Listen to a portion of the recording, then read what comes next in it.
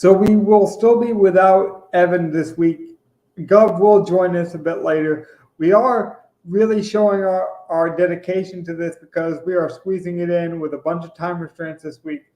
But consistency and transparency have always been kind of the calling cards of this podcast. You can call us a lot of things. You can call us, amateur. You could say, get this review off the screen. It's not professional. You can say a lot of things. But one thing we do try to do is give you our honest opinion of what's happening with a genuine consistency. And that's really all this podcast has always been about. Because that's some of the bigger, like, first take shows and those type of things, Donnie, I feel like they kind of like play into this like pop culture narrative. We have to hit on this. We have to have this hot take. That's never been really my MO.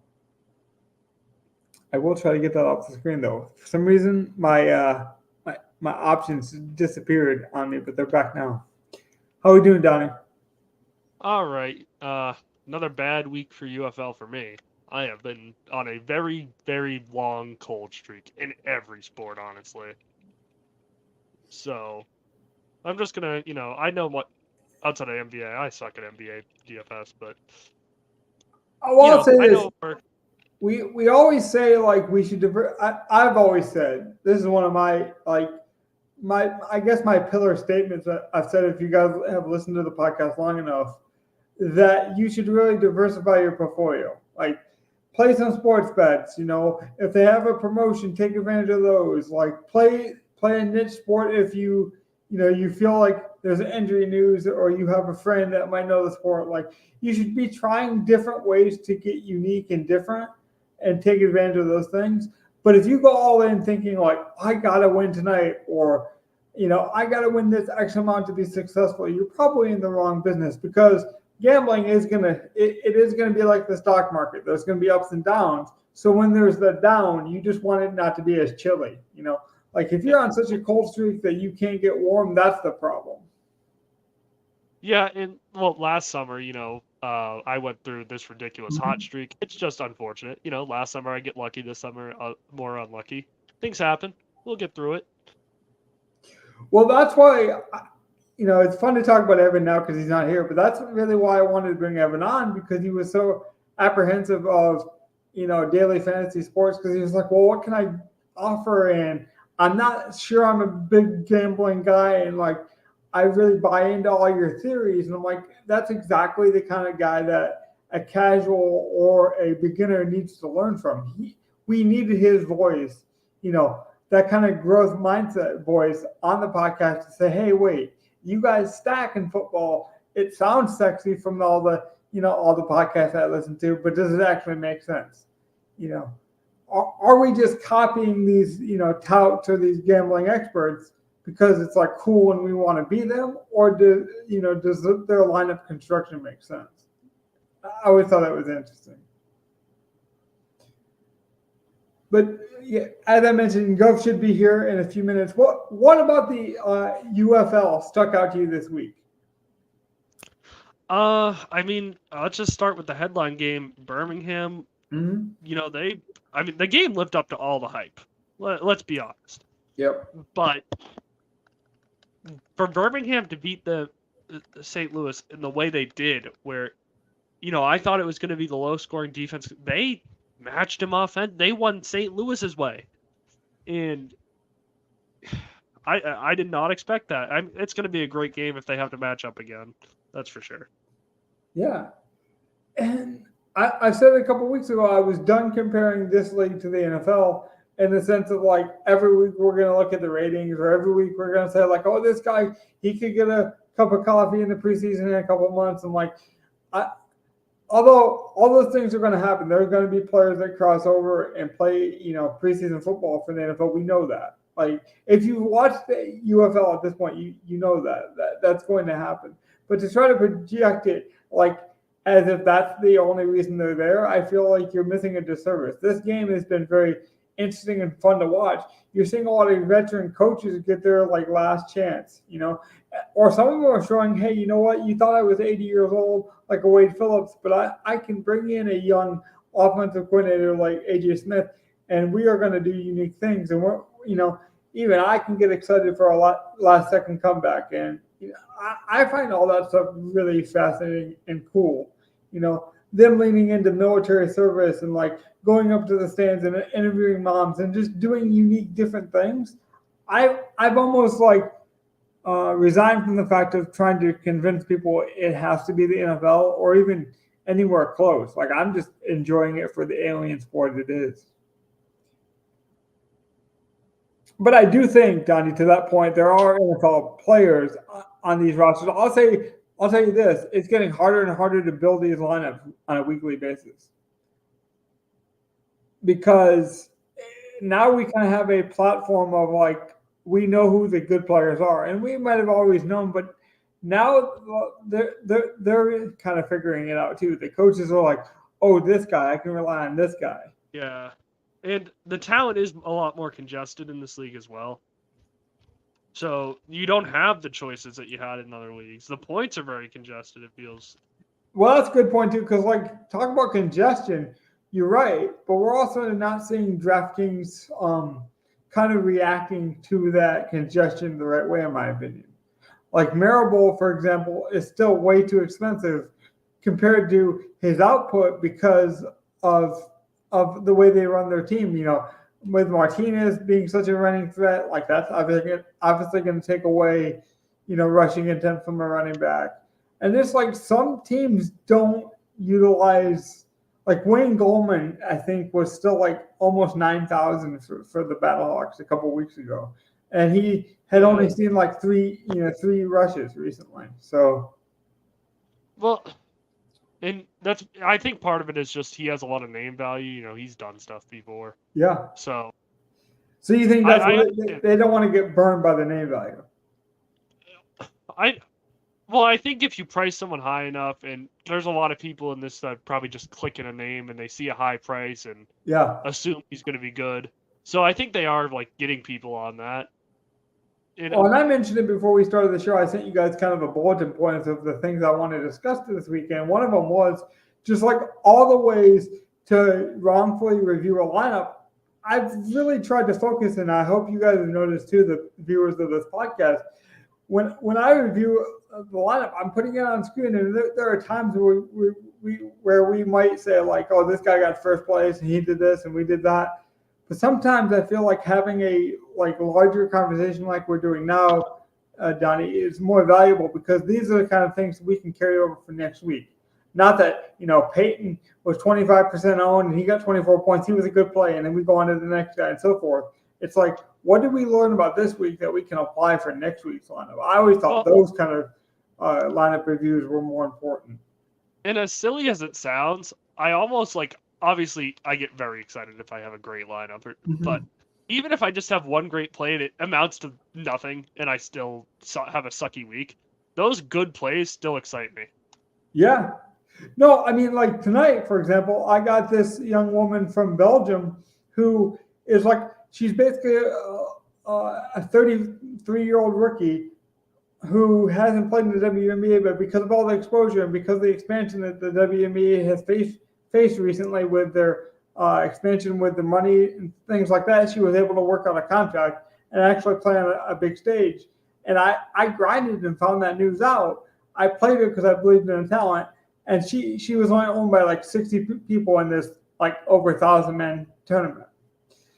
Now, I don't know if I'll win or not, but those are the kind of shots you want to give yourself because, like we said, we know the consistent guys that are going to perform. Like you can put AJ McCarron in every UFL lineup, and he's going to get you a baseline most weeks, right? Hey, I am doing well in WNBA, actually. I just checked. See? But you do have to take those chances. And sometimes, like a couple weeks ago, we took a chance on QD because he had an NFL pedigree. I think he got 2 points, So the ownership was good, but he only got 2 points. So, excuse my coffee maker. I'm burning the midnight oil a bit late tonight. Yep, I got, by the way, just what we're talking about, I got one person who was 5% owned, Laney. She had 31.5 fantasy points. Yeah. So pretty good.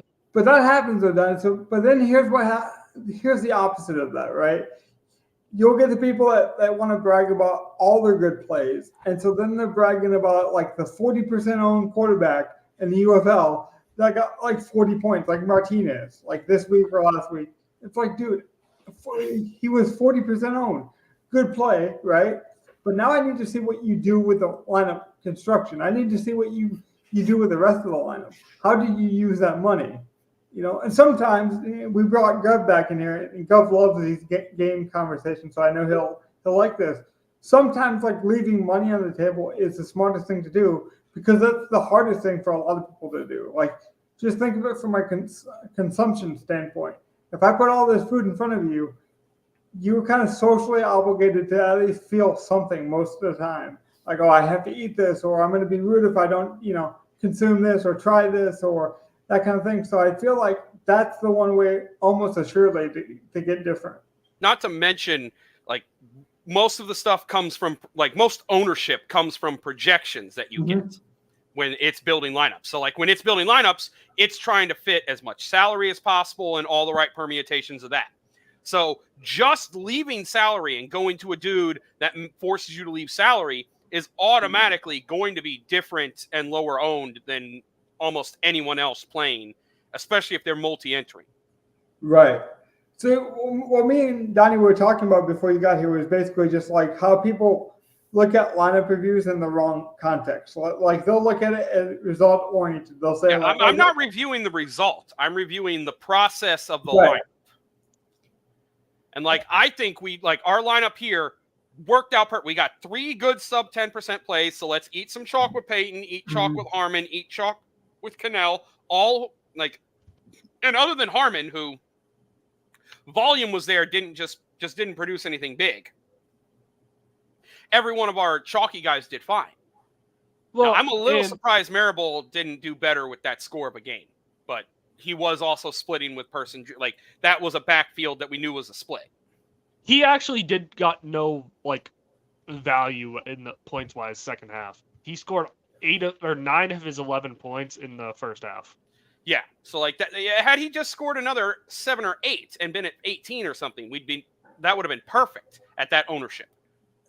Well, we kind of hit on that, how like DraftKings hasn't caught up a lot of times with these niche sports, because when there's a lot of news outlets covering things, it's a lot easier to react to pricing and make sure pricing is more adjustable.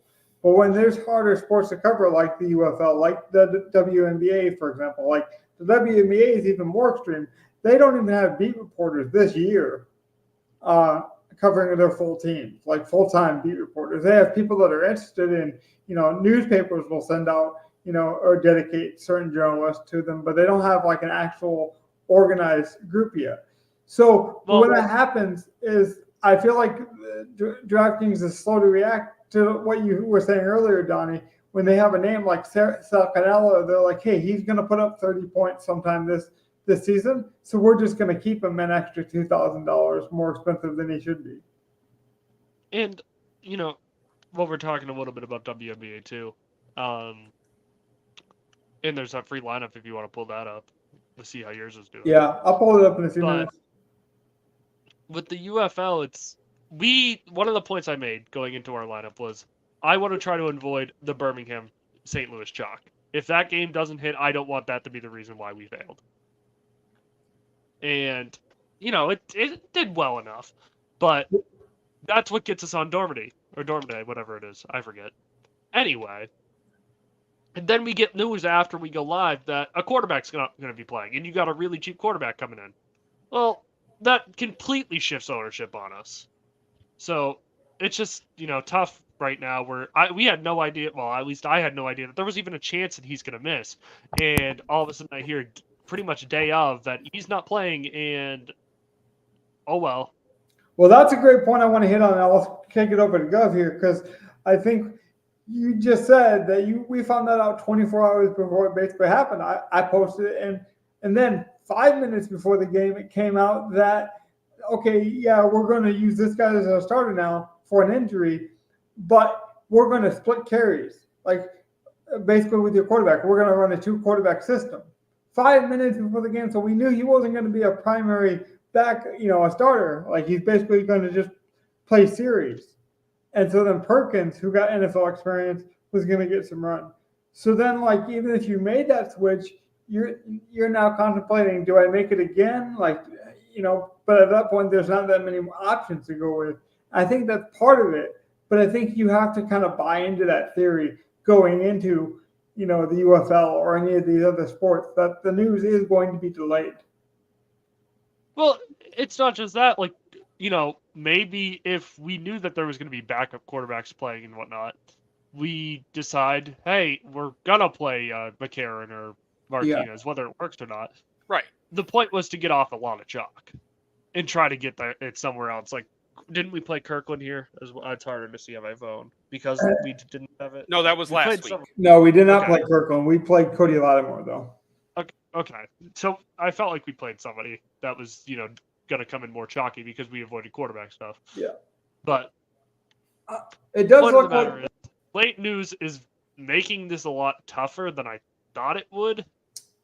But because it's just I don't get any notifications on my phone. I'm trying to find apps and beat reporters to figure out. See, I'll where admit to get that, this like, news. Like, it's one thing with NBA. I have lineups coming out. I have multiple Twitter sources that are telling me the lineup so I can make my adjustments. This guy's out. This guy's not playing. This guy's not starting. So, like, it's a little easier that way where you have to go searching for it. But it is football. So, ideally, all that info is out there an hour before the game starts, and you should be able to find it if you're looking for it.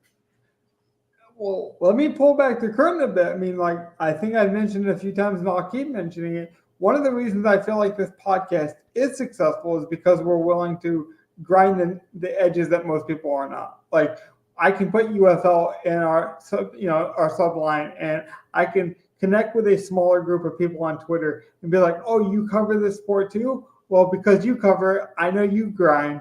I want to follow you. And I've made a lot of connections that way.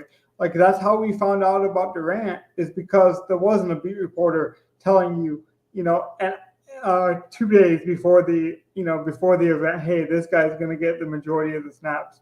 So Donnie's right. It feels like a really bad sunburn when you get burned by it. But when you are right, when you grind and you take first place, and especially in these like free contests or these harder contests, it feels so much more rewarding. I agree with that. Like, knowing that you got, like, getting that low percent owned guy, because that just tells you right there, not a lot of people were on that. So when that hits, it does make you feel really good. Well, it makes you feel like, okay, I like, you can get a little overconfident with that. It's like, that's why, like, I still want to stick to the process, but, like, my process is leading me to good low-owned plays. I think it was Evan I made this point with a couple weeks ago when he was like, well, what quarterback should we go with? And we were debating Martinez. And like, there's only so many quarterbacks in this league where we know they're going to get the majority of the snaps. Yes, of course there's injuries, but, like, they're going to get the majority. So we have to kind of pick from that group. And that's even if they're chalky, we can just do something else with the lineup. Pair him with a low-owned, like the other week when we went with Martinez. What did we do? We paired him with a low-owned pass catcher. Like, no one was going to play Williams with him. They were playing the other two guys or the tight end, or they were playing him naked. We got a 1% owned pass catcher who went off for like 25 points. Like, that's the kind of thing that you have to do. And, like, that's the process we're going to play. We're going to have that process in mind. And when it hits, we are in position. And as we saw week 2, we've already been in position and taken it down. I really do like the studying part of, like, this specific league. Well, and I think you hit on it. Well, you hit on it great, Donnie, before it even got here. You were saying, like, when you get that low-owned guy that no one's on, and especially these niche sports, it feels so much more rewarding. It does. And that's part of the reason I like to grind it. Like, you're right. It does suck when you play a person that you think is going to play and they don't even play, and it's just a bad news kind of. Oh, dude, I took a 0 in my lineup this week, and that was like the one thing. Just like, let me play this cheap guy who gets a couple of targets and not take a 0, and I still took a 0. I think I had 87 points, so I like miscashed just like you by just a few. Yep, and I just think that's part of it. Like, that's part of it. Like the NFL, for example, people will say, well, that's not as fun because there's so much content, creation out there, and there is. And so that becomes a different game in itself. It's like, but also the prize pools are bigger. So you got to realize, yes, there are more people playing it. There's more information. There's more people, giving out that information. But the prize pools kind of equal it out. It is the most dominant prize pool sport there is.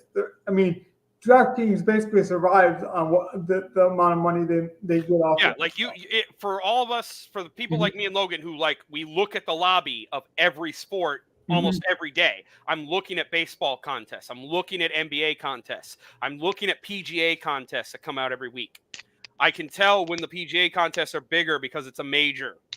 All right. You can tell when the NBA, like the first night of playoffs, they have like a milli. The finals, they might have a milli. Football has $5 tournaments bigger than the $20 tournament for most other, like the big tournament that can win you $100K that most sports have. That's their big tournament. That's $1 million tournament every week in football. And football has $5 and $10 tournaments that have more participants than the massive large field 150 max tournaments for NBA, MLB. Mm-hmm. It's just that it really is that much bigger. And they, like Logan was right what he was about to say. DraftKings basically makes their money on football. Right. They just keep the DFS games up because there's people playing them. And they've learned now, like what happened with UFL. They made the contest a certain size. They didn't fill for 2 or 3 weeks. And now they've made them this lower size that is not great, but like they fill and they'll keep happening as long as that happens. Well, hopefully the guys that listen to our podcast, even though it is smaller, hopefully they like what we do with our lineup builds and like they can see the passion and dedication we have, and they carry that over to the NBA, which we plan on doing more because Underdog is actually now legal in Michigan, so that gives me more best ball opportunities as well. So we will do some more NBA stuff, but it gives us a chance to branch off. But trying to get into a niche sport and get that exposure is a strategy for us. But it's also a strategy for our viewers. Like they're taking a chance on us because they're like, hey, there's not as many options, of 3 guys talking about the UFL. There's not that many options when people talk about the WNBA. So it's kind of a give and take.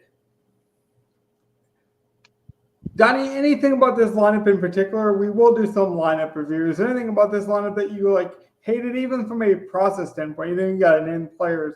Like it was just at this point, is there anything from the UFL where you're like, oh, this is getting a bit exhausting, or I just wish I had something? Anything from the lineup that drove you nuts? There's nothing from the lineups that's driving me nuts. It's just driving me nuts that it's not working for me right now at all. It's consistent fail after fail, and it's going into other sports as well. And that's just, it's going to happen. That's the only thing I'm working through right now. This is my first big. Right. There are lulls. Like you're gonna if you're playing DFS as a whole, you're gonna have stretches where you're not doing well. But the way we put it in, it's hard for people to grasp this, but it's 100% true. And anyone you ask in our Discord, you ask. Mm-hmm. If you have one good week in NFL, you should be up. That might be all you get. Like you might have one good week where you ship a tournament or something, or come in second. That might be the best you do all year in football. And that's 22 weeks of football. That might be with Monday, Sunday showdowns. You might ship one thing all season, and that should be good. And if you're playing correctly, that'll be good enough. That'll put you plus. That'll have you there. But it can literally be, I'm losing so much all year, and then week 15 you ship the $5 for a couple thousand, and you've made back all your money. That happens a lot with everyone. So you got to be able to get through these highs, these valleys, these highs and lows. Honestly, that's why keeping your process the same is a smart move. Okay, I'm going to keep doing the same thing because it was working. I'm just in a lull. It will begin to work again. Maybe it's not, and after a full year, maybe you can readjust your process. I know my process for football doesn't really translate to NBA, but it does translate to PGA and other weekly sports. Yeah, I've seen. like the ownership's kind of numbers I'm looking for and what I'm trying to build. Whereas in NBA, I kind of need to build a little chalkier because of how projections work and how you need to just get that dude that everyone is going to be playing once he's ruled in or out. Like, it's just kind of a different game, but like it's the same game of DFS. It just has kind of a few new nuances to it. And like that's really what it is. Football has a nuance, UFL has a nuance, PGA has a nuance, NBA has a nuance, but it's all DFS. So like keeping our process like and reviewing every week is very smart to do. Just like keep review. Like the review is honestly the most important part. Going back and looking at not just our lineup, but like what won the tournament. What were the ownership percentages of the winning lineup? Mm-hmm. Like if you scroll all the way up to the very winning lineup, what were his percentages and who were the players that he had? I just want to point out he went with kind Uber. of have. Yeah, we always say Evan's, the beginner, but like I'm still also in my first year of doing all this, so I'm still going through a bunch of learning curves. Yeah, as no, well. It's me and Logan we have that a lot of new viewers that. Agreed. And the one thing I would love for any of our viewers would be to make you a better DFS player. Just if you can understand the game more and feel like you are like the way we were describing, when you hit on that low owned guy, you feel good. If you feel good about your plays, that's what I want. I want you to be able to build a smart lineup while feeling good about your plays. Like if you do that, you're going to want to keep playing for however long you have the money to keep playing. Like, let's see. Okay. So he went with the uber chalky quarterback. Yep. And he stacked him with Williams. So he went with so that was, and that ended up being the chalky stack partner after we got him at 1% the week before. What's surprising me, honestly, is that this guy only had one sub 10% guy. You know what's also a smaller tournament? He didn't need. So like the larger field tournament, the more kind of different you need. Like us with 3 sub 10% guys probably would have been a better lineup for a 5,000 plus entry tournament instead of 2,300. But it's still like it's still a solid, like it's still a good process. But like that would be the interestingly thing. Like this guy was able to get a solo lineup with 1 sub 10% play and a lot of chalk. Yeah, he played 2 games essentially, and then just played against the Houston offense, which is what we've kind of been doing most weeks anyway. he had his Martinez stack, and then he jammed in all of Arlington, and then just had a one-off Brahmas defense. Yeah, which I think that I don't even think it's more so about the Brahmas defense. I think it's more so about who's playing Houston's offense. I mean, I could be wrong about that, but I mean, I've been streaming defense against Houston. Like, it's not a bad move. Yeah, that seems to be the majority thing. Like, and we are at the point now in the season where, like, a few, like in normal football, it's at week 7.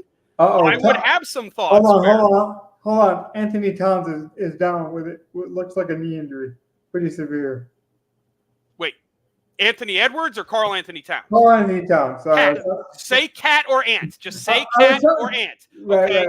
Because you said Anthony Towns. I'm like, what? Ant's out? What? Yeah. My brain was scrambling with the emergency. I'm hoping it's just a bang. It was a bang knee, so I'm just hoping it's like one of those bang knee situations. But he is up and limping now, so he looks like he's going to stay on the court. Good signs. You just reminded me. I'm now putting the game on in the background. I also forgot that this game was on. I was so I turned off. Tripped over the Pope. But that actually brings up a good point to kind of what you're walking thinking. It off. He'll be fine. I think he'll be fine. He's walking it off. Sometimes though, like a good play and it's just a freak injury happens, and that also determines the lineup. And so, and I'm glad you brought that up, Donnie, too, about you being new, because I just think that's what makes me and Gov better, because we have so much experience. We gain so much vicariously through you guys, because you ask unique questions that we might have forgotten or that we don't nostalgically, refer back to enough. That once we see it through your guys' eyes, we're like, oh, wait, we've done that too. Or we still do that. Or, this is a process mistake that I continue to make. Yeah, no, see, I'm on like a month drought. Like there's, little spots here and there where I even it back out, but there has not been a single good week. I'll be honest, per sometimes se. you got to change the process, but you got to know what you're changing, and so it's almost like being a mechanic for any other kind of car dealership. You can't just like, start tearing off pieces and trying to like fix the whole car from the bottom up. You have to isolate what is exactly wrong with the car, so that way you can order And that's the where the review helps. You can see Right. what other lineups look like that are winning. You can see what your lineup looks like, and that can help you make some determinations on your process. And Like I said, sometimes, I think our process for UFL, because of the smaller league, Mhm. we don't have to hit on all the like I in my personal lineup, played basically a version of our lineup that we built, but I did play Martinez as my quarterback. I just had to go down and find one more cheaper play who ended up not hitting because, like, yes, I had Cannell and Peyton like Right. this lineup did, but I did not have. I had another like 5K guy who got me a 0 that week. I was hoping just to get like 3 or 4 points. Well, let's like even look at the WNBA, for example, because that's a big talking point tonight. Is like their rotations are so much more tighter than the NBA, for example, because of the talent gap. And it's kind of like this, like it's like you sometimes you have to know what sport you're playing. Some sports you jam in, some sports you don't as much. Well, you gotta really think about ownership, and then like the NFL gets covered differently because the projection models are such more prevalent in sports like that. So you really have to know what you're playing. But I just think it's interesting about this league specifically, and I know I always bring it. The running back position is so tough to get right. It really feels like you're dart throwing every week at running back. It kind of is. It really kind of is. Like, yeah, that's why like I'm more willing at running back to just like and even here like just finding a lower owned play that's going to be solid. That's a good spot for running back. Just use that to get some leverage. Find one good leverage receiver, and we can play some chalk. Like that's what this guy did in one. yeah. And for example, I mean, we talked about this I think a couple of weeks ago when Donnie wasn't available. And it was just Evan and Gov and I, but we were talking about like what level of gamble versus what level of skill is it when you select players, and found out that Evan he just thinks it's more of a gamble in general, like DFS, where I think it's more of a game theory thing. The truth is, it's a balance between the two, but he favors this and I favor that. That's okay. That's going to happen. There are going to be weeks where a stars and scrubs lineup works. It's more so when it works, you want to maximize that profit. Exactly. And then If that's your process and your style is stars and scrubs, right. yes, like build it smart and like Logan said, maximize when you're right. Mm-hmm. Like I'll be honest with you, I have a one friend who has this mindset. Like when things are going too bad, like he's either all in or he's all out. So like when he's playing really bad at the blackjack table and he's like, "Well, I'm sick of this," he'll just put all of his chips on the table and be like, "Well, I'll go all in, and if I keep losing, I'm done for the night. This is what I plan on spending." And then like he lets that be his ending of the night. But it's a certain amount of money he's willing to lose. So it's okay. That's his process. Like that's not what I would do. I would say, you know what? I was up this much money. I'll take this portion back, so that way I'm still up. So I still feel like a winner at the end of the night. So we all have our own ways to get through mistakes. The problem is you don't want to compound those mistakes.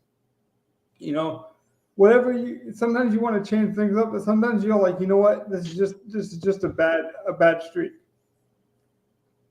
And it can be. Like I'll admit, until my ship literally yesterday, I was on like a 2-week skid of like not cashing or only min cashing, if that. And not at a good clip. It's not like I'm min cashing at a 40% clip where my money, like, no, my bankroll looks like it's burning away. But and sometimes all I need is that one. Now, I kind of messed myself up because my bankroll was burning away. I lowered my play. Mm-hmm. And so the night I had a good lineup, I only had it in a free contest. I didn't throw it in the $1 or the 25 cent or any of the other stuff that I normally would. And it would have shipped all that shit. So, like, it's annoying when that happens. It happened to me again last year in NBA. I had one night where, like, I only threw it in the $1 just for achievements because I was going to work. And that night I came in, like, 9th in the big $1, and it would have shipped any single entry I would have normally put it in. So, like, I've been having that problem with NBA myself. But that, if I were to apply that to my process, it's like, okay, the last couple of years I haven't really had the time to do NBA properly. Right. So I haven't been able to do proper bankroll management with it. So I haven't been able to capitalize when I have had good lineups. This will be my last point for the night because I really don't have much else. And if we want to stay efficient, that's on me. My last point, though, on this was sometimes what I like to do is look at the lineup that won, and I'll say, what did they get wrong? So a lot of people have this intuition to say, like, oh, this guy won first place. He must have done so much right. Sometimes I look at it in almost reverse order where I'm like, what do I hate about this lineup? Or where is the luck in this lineup? Because let's just say he stacks 3, running backs for the New England Patriots, and somehow it worked. The 3 running back lineup worked for the New England Patriots. Well, his luck would be his running back. He hit on a low-owned guy who was the opposite of his stack. Right. And that guy literally got there on 3 touchdowns and a 2-point conversion. So that's what I do, Gov. I say, was his lucky thing a good process, or was it just totally fluky? Like Canella has the receptions. It's like if Canella just went 9 for 72, I'd be happy. If he just went 9 for 72 with 1 2-point conversion, I'd be happy. But he got 2 touchdowns. Like I don't think that. Like yes, the touchdowns are kind of lucky. Like I don't think Arlington scores 47 again. Like those would be the 2 things in his lineup. It's like he hit on a low-owned running back that got every touchdown that he possibly could. He also hit on a team that he completely stacked, like everything from Arlington, that just went off, and they all went off.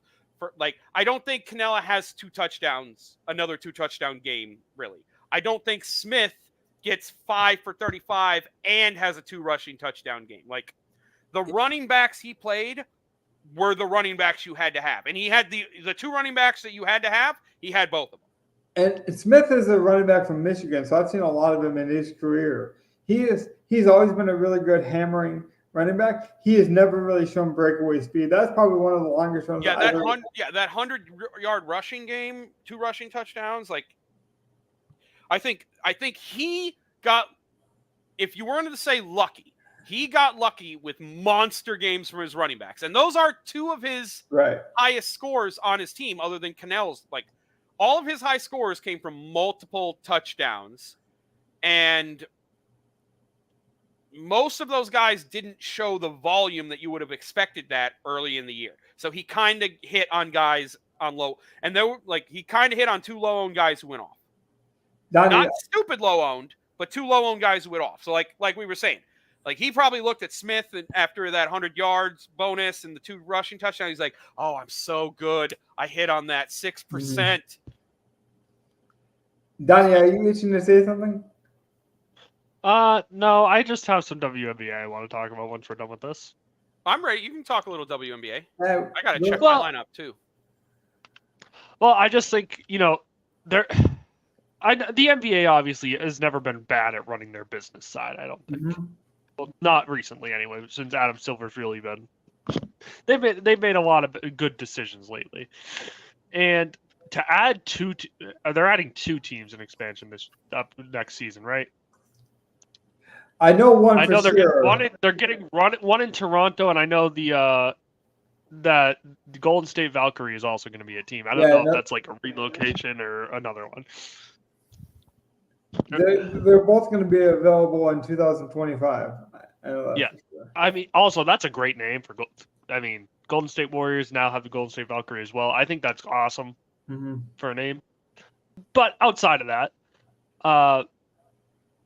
man, Caitlin Clark coming in, and now's the time you decide to do it is perfect. They're doing a great job. It is. And I don't really give the WNBA their flowers much. I'm really not a big fan of it, but they're running it really well right now. Well, I think that's a very valid point, and I want to make that point. Is this Caitlin Clark thing? A lot of people are like annoyed with the fascination of it or the off the court stuff, and guess what? She probably is too at some point. But right now, they do have a bunch of captured energy. And as a person who has always loved this sport, going back to Donna Taurasi, and like my favorite player is Breanna Stewart, so I've been here, right? But I listened to a podcast recently. It was another Pablo podcast. He brought on a comedian who's a huge WNBA fan. And the way she described it was this. She said, it's almost like if I told my friend the sandwich was really good for like months and months, and almost a year goes by and they don't try the sandwich, but I keep telling them it's really good. And then they finally try the sandwich, and then they call me on that Thursday and they're like, you know what, that sandwich you recommended to me, it was really good. And you're like, I've been telling you only if you would have tried it, you know? So I do think there's that kind of beating someone over the head with, hey, you should watch this because Caitlin Clark's really good, and that kind of fatigue, and just admitting like, hey, this sport is good. We just need viewership. But guess what? It doesn't mean that everyone that likes basketball is going to like the WNBA. But it is a good thing that they're getting more exposure because now we can get those beat reporters that we're not covering the sport, you know. Not because honestly, before you started watching it really seriously, Donnie, women were choosing to play overseas because they can make more money than they can make in the WNBA. I hope those days are done. So at least the women have options. Because before there was no option. The issue is with that is we all know that the WNBA still isn't exactly making a profit. So it's hard to say if that's going to change right now. Not yet, but there was a time when Netflix this is their chance. Yeah, this is the WNBA's chance. But there was a time when Netflix wasn't making a profit because they knew they had to do a lot of things to get attention. So they played the attention game similar to what the WNBA is doing. They're still leaning on the NBA, you know, ESPN, and some of these more marquee, you know, options. Like right now they're on INTV, which you might laugh about, like, where's ION? But you know what ION is? It's a channel that you can get without a cable subscription. So it's going to open itself up to households, you know, and that's what they need. They need viewership at this point. And, you know, you've seen a lot about the Indiana reporter that was giving Caitlin Clark that very sexist comment. And the truth is, it is sexist. And there's going to be those people that are still like, have those sexist opinions, just like there are going to be people that don't like the, you know, don't stand for the national anthem. It's that noise is still going to be there. It's just when those people knock, I don't have to answer. They can still knock. They can still have their opinion. They have their place. But as a fan, I can still be who I am. And that's where I'm like really proud because this is a big moment for me, even though I watched the WNBA for the last 5 years. They only play about 30 games, you know, so it's not a big time commitment for me. So I've been watching pretty consistently for about 5 years now, but I've always watched it. So I'm excited because it's like, well, now it does get this attention, but it doesn't change anything for me. But even if you watch 5 minutes of it tonight, Donnie, that's a win for me, you know. So I don't know. That's how I view it. See, and I'm not going to watch any of it till the NBA playoffs is over. I'm just going to be honest. 10 turnovers. Wow. I did not get to watch the game while I was at work. Caitlin Clark. Wow. She did she did not start out good, huh? Like she got to 20 points, but 10 turnovers. Well, I was telling Donnie before the show while we were waiting, you know, buffering for you to get home, is that's who Caitlin Clark is. It's just some people don't know that because they haven't been exposed to her yet. Yeah, she's always been a high usage, an amazing run in the playoffs or in the tournament, realizing that she is kind of like up or down. Yes. She really does have a Kobe mentality where it's like, I'm going to play my game, and I believe in my game will eventually make us a good team. And she's betting on herself. I mean, that's who she's been her whole life. You know, this is even her highest turnover game of her career. I believe she had 13 at Iowa. So it is how she plays. But I will say to that point, and you probably don't know this, and that's fine. Like, that's my thing. It's like, this is a learning experience and a fun experience for people that don't know because they can learn from it. She was playing one of the hardest, historically, like the hardest defensive team in the WNBA. Connecticut's very good on defense. Mm-hmm. So, unfortunately for her, she's playing like, I think her first 3 games are the Connecticut, who obviously are front runners for another WNBA championship. And then she's playing the Liberty with Sabrina and Brianna Stewart, and like they're another favorite. So like those are her first 3 games. But after that, it gets a lot easier. This is where I actually think it's a good thing because look at her ownership tonight. Everyone's going to see those turnovers and say, well, she's overrated. And then the next game, I feel like she'll be a good play because everyone will be afraid to go back to it. Anything else you guys want to mention? Nope, that's basically it for me tonight. Yeah, that's it for me. Can I get one more humble brag to end on the WNBA conversation? Sure. Before anyone calls me out, and this is a smaller podcast, so I have the liberty to do it. It's funny that this tonight was the night that the WNBA got crowned because a year ago to the day, basically, I told everyone about Caitlin Clark a year ago on this podcast and how great she was going to be. And so for it to almost be a year is pretty remarkable. You can go back and listen to that podcast if you want. It was the XFL review show week 3 a year ago. And so that's not to say like, oh, I was right and like, give me my flowers. I want my flowers, but deliver them because the niche sports that we cover and the stuff that we care about is all trying to teach you guys a process. It's trying to teach you that it's okay to like something even if it isn't the most popular or talked about thing. Like that's the thing I want to take away from this. Enjoy what you enjoy. Donnie, you have any last things to say? That's it for me. What the?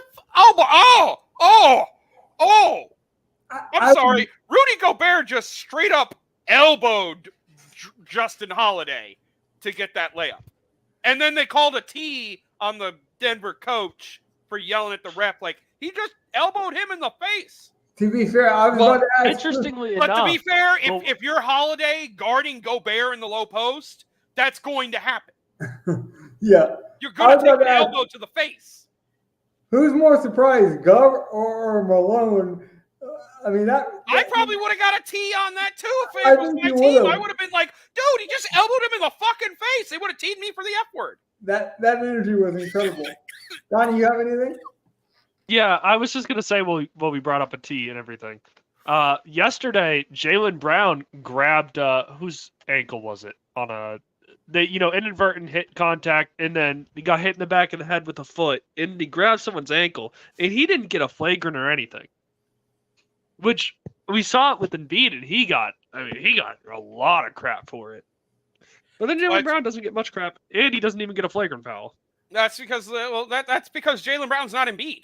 He's not that caliber of player to get those kinds of calls or to be scrutinized like that. Now, that is a good and a bad thing. So, like, yes, he's not that caliber of player. So you're not going to have to worry about the refs fucking with him, really, when shit like that happens. Yeah. On the other hand, if you're expecting him to be that caliber of player to go through the playoffs, that's going to end up biting you in the ass, too. Well, when you expect him to be your number, when you want him to get the calls like he's the number 1, number 2, and he never gets those calls because the league knows he's the number 3, number 4. Well, it's not even that. The reasoning for it's just interesting because Embiid was clearly in retaliation, and I think Brown's was as well, but he also got hit in the back of the head. So where are we drawing the line now? Because to my knowledge, it's always been, you're grabbing someone's ankle, it's a very chance of a bad injury. Yeah. That wasn't smart anyway. Like, I don't think there should be any leeway. Like, intentional, not intentional. Like, that's what I mean. Like, ankles, that should be a flagrant no matter what. I'm kind of with you on that point. When you have something that can be like injury inducing and like health kind of safety protocol. Very preventable. Very, very preventable. Well, when it is that preventable, you almost have to have a straight line. This is allowed. This is not allowed. Because if you start playing semantics or too much subjectivity when it comes to that, then that's where you get the kind of gray areas and lines start to get blurred, and that can't happen with gambling these days. I feel like. On that, we got to get out of here before we go on another tangent. What sequence is this? What the fuck was that? Did Christian